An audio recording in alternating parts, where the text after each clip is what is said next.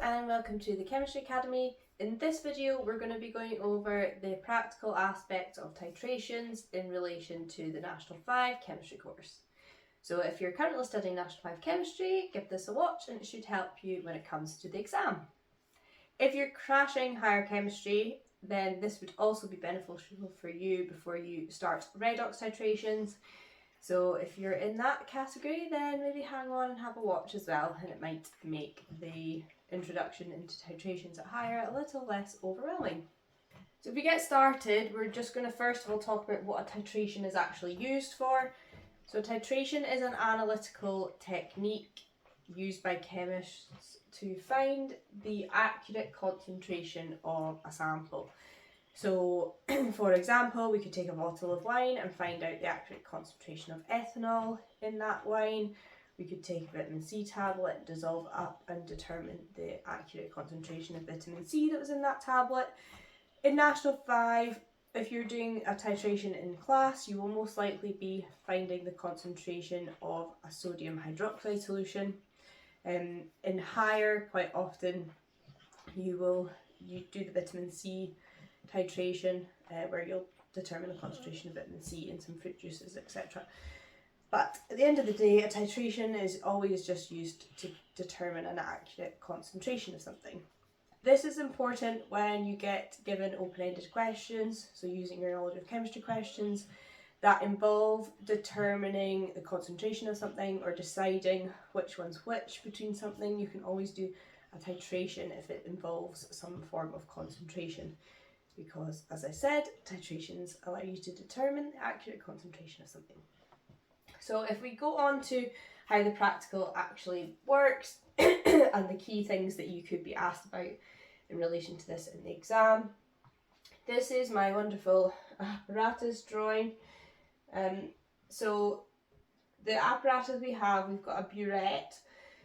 So this is the piece of glassware with the tap, and it's got a graduated scale all the way up the side, where zero's the furthest away from the tap, and down the bottom it will read like 50 centimetres cubed or something.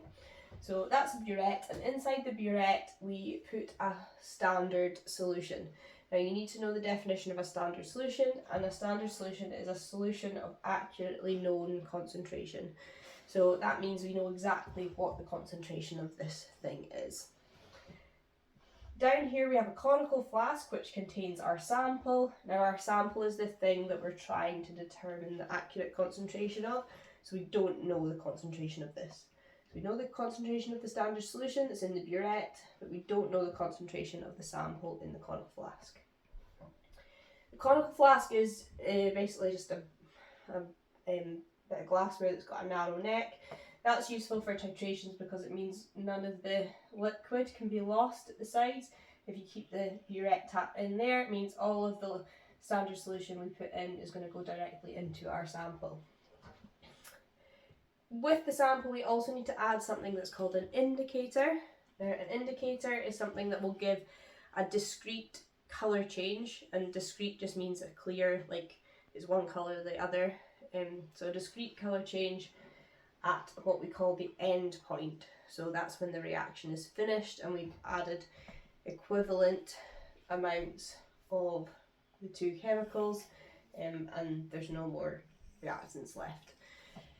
So that's what goes in with the sample. You need the indicator to show the colour change, because if you can't see a colour change, then you don't know when the end point of the reaction is. The sample then usually goes on a white tile, and that's just so we can see the colour change more clearly. That helps our results be more precise or reliable, because we're able to see the colour change more clearly. And then this piece of apparatus here is known as a pipette, and that's what we use to measure the volume of our sample. So it's really important in titrations that all volumes are measured very accurately. A pipette is the most accurate way of measuring volumes, and a burette's the next best thing. But the pipette can only measure one specific volume, whereas the burette allows us to measure a few different volumes. So with this pipette here, I've written 10 centimetres cubed on it, which means we could measure out a 10 centimetre cubed sample accurately. So you would pipette your sample into the conical flask.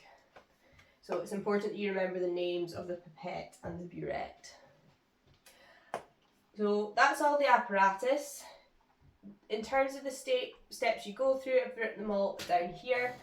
The rinsing the burette through the standard solution is just to rinse out any impurities and make sure the burette is totally flushed through.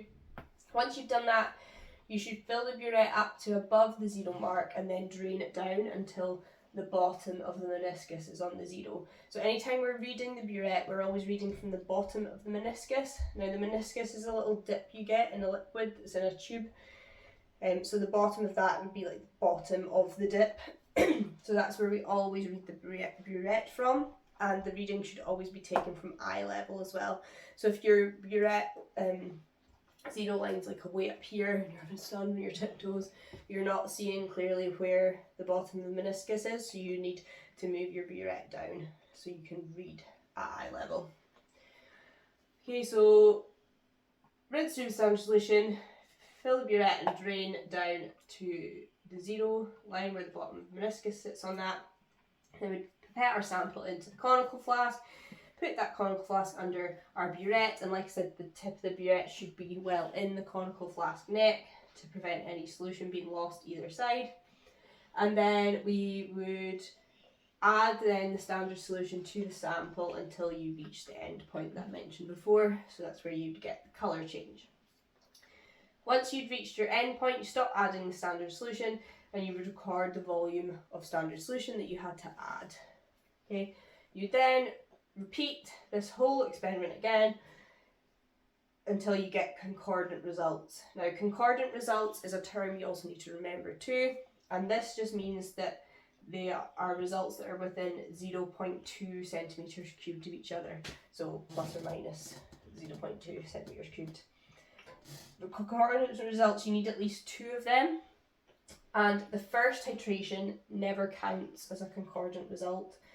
So the first titration that you carry out we quite often call a rough titration, and that's because it gives us a rough idea of where the end point is going to be. So then when we repeat the titrations after that, when we get close to that rough tighter volume, we start then adding the standard solution really, really slowly so that we get a more accurate end point. Okay, so the first titration, the rough one, is never used.